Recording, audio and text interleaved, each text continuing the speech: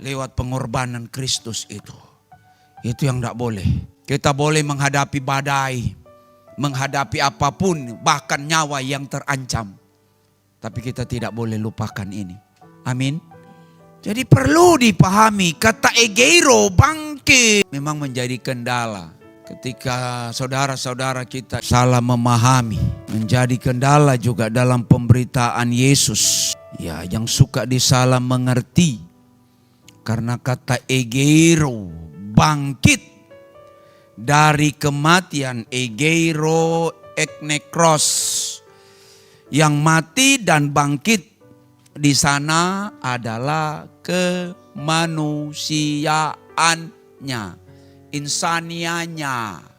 Yohanes, manusianya Yesus, kemanusiaan. Makanya ada kata ek. Nekros itu mati. Ek itu artinya di sana berbicara asal usul spermatos, menjadi bahasa Latin sperma. Spermatos sebagai keturunan. Spermatos itu keturunan Daud. Jadi yang mati itu kemanusiaan Yesus, berbicara asal wujudnya manusianya Yesus sebagai keturunan Daud. Sebab ketika firman itu menjadi manusia, meletakkan asal usul dalam keturunan Daud sebagaimana yang dijanjikan Allah kepada Abraham. Diletakkan sana. Makanya di dalam Matius silsilah Yesus diawali Yesus, Yasu ben Abraham, Yasu ben Daud, anak Abraham, anak Daud. Jadi penderitaan, kematian, kebangkitan, itu semua berbicara asal usul di mana ketika Sang Firman menjadi manusia dalam keturunan Abraham, keturunan Ishak, Yakub, lalu kemudian dari 12 keturunan Yakub itu lewat Daud meletakkan asal usul yang dijanjikan Allah kepada Abraham. Jadi bukan Tuhan yang mati. Bukan hakikat Yesus Sang Firman itu yang disalibkan. Tidak bisa. Karena itu juga bukan ajaran Alkitab. Jadi kalau ada saudara berkata Tuhan tidak mati, Alkitab juga tidak berkata Tuhan yang mati. Allah tidak mati. Amin. Karena tidak ada ajaran kekristenan yang mengatakan Tuhan dan Allah itu mati. Firman dan roh dan Allah itu sendiri kekal. Jadi tidak mungkin mati. Tapi ketika firman menjadi manusia dan meletakkan asal usulnya dalam keturunan Daud, sebagaimana Allah menjanjikan kepada Abraham, kakek moyang Daud, pemahaman iman Kristen terhadap hal tersebut bukan mengilahkan manusia. Sekali lagi, pemahaman itu Kristen bukan mengilahkan manusia jadi Allah. Bukan.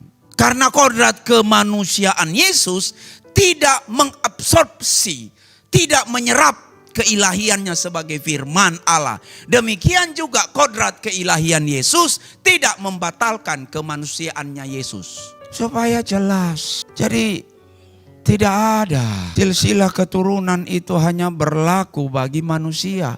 Karena firman mau jadi manusia, janji Allah kepada Abraham lewat keturunannya Sang Juru Selamat akan lahir.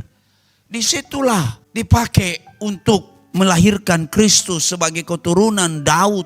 Pemahaman iman Kristen terhadap hal tersebut tidak bermakna mengilahkan manusia. Makanya ketika orang Kristen menyembah Yesus, bukan menyembah kemanusiaannya, tapi keilahiannya. Demikian ketika dia mati dan dia menjadi syuhada, korban yang sejati di kayu salib, bukan juga keilahiannya yang mati, tapi kemanusiaan itu. Yang lewat keturunan Daud lahir dari Maria di sana.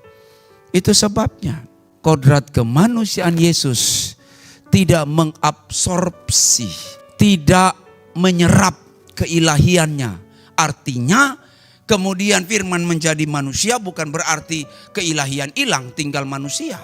Sebaliknya demikian juga. Keilahian Sang Firman tidak membatalkan kemanusiaannya Yesus. Sebab keilahian dan kemanusiaan Yesus tidak bercampur aduk. Tapi ada dalam satu wadah kemanusiaan Yesus. Sebab kemanusiaan Yesus itu yang akan menggenapi janji Allah. Supaya tidak ada satu manusia yang telah terjadi pemberontakan di Taman Eden. Manusia boleh kembali kepada hakikat dia mula-mula untuk menjadi manusia yang segambar dan serupa itu.